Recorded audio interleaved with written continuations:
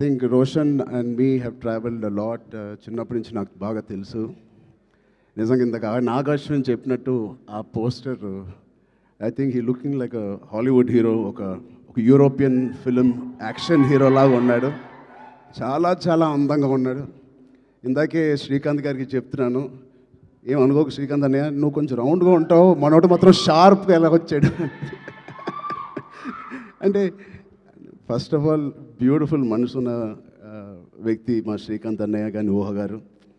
అతనికి వాళ్ళిద్దరికీ బ్యూటిఫుల్ వ్యక్తి.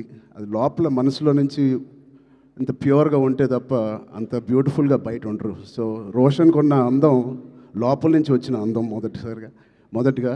And I wish Roshan you going to have, నాకు మగధీర సెకండ్ సినిమా ఎంత పెద్ద హిట్ అయిందో నీకు ఛాంపియన్ అంత పెద్ద హిట్ అవ్వాలని మనస్ఫూర్తిని నేను కోరుకుంటున్నాను.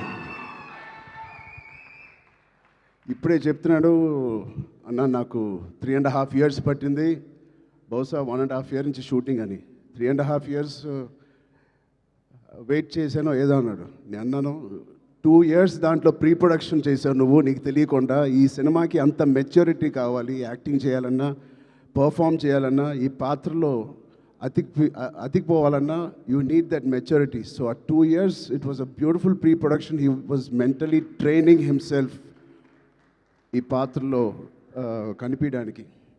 సో మేము కూడా కొన్ని సినిమాలు మీకు కూడా తెలుసు, 3 సంవత్సరాలు 4 సంవత్సరాలు 5 సంవత్సరాలు ఉన్నాం.